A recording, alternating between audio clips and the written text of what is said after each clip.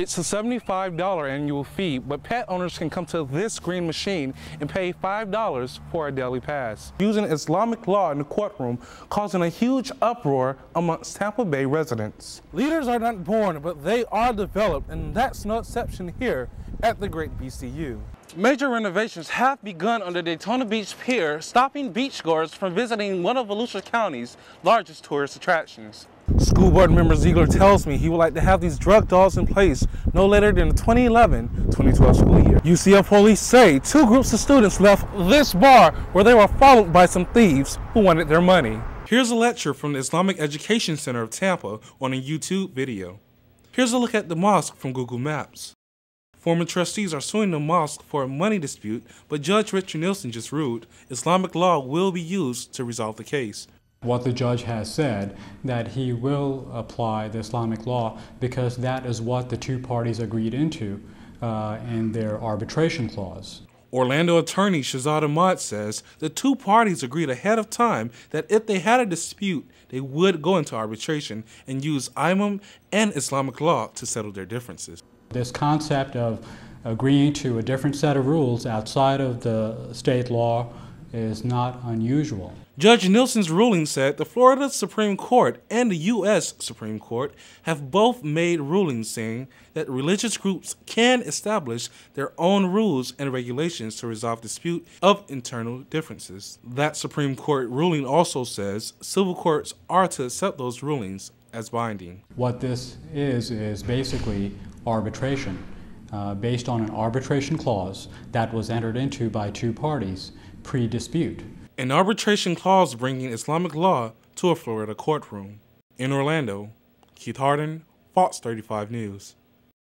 Kiara Karoy Tamino was at Minchie's Frozen Yogurt Friday night when all chaos ensued. I was right outside.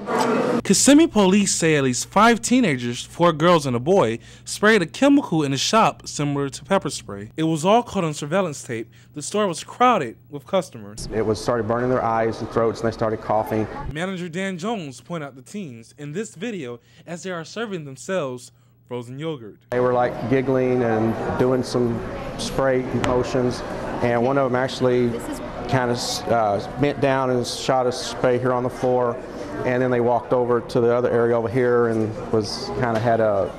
like they were spraying something, looking back over their shoulder. He says, "That's the guy in the plaid. Look closely." About a minute later, the manager says everyone begins coughing.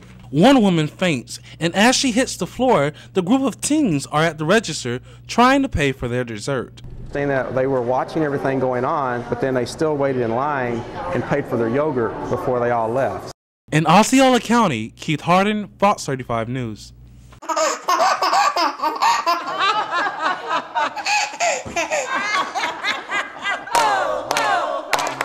This laughter yoga class is no joke.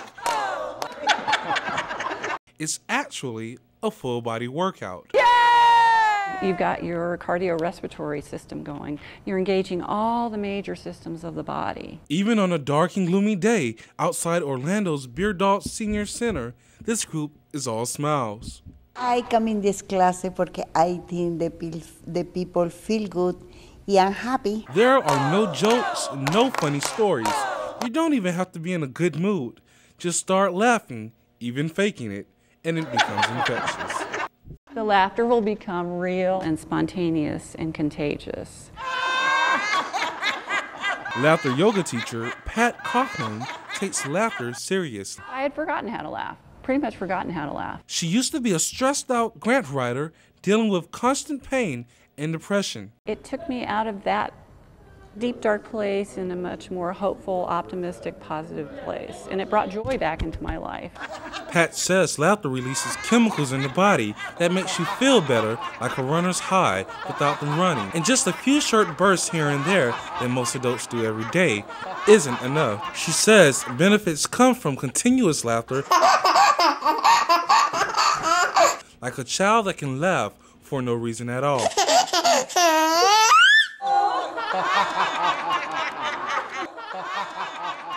Besides being the best medicine, someone also said, you don't stop laughing because you grow old.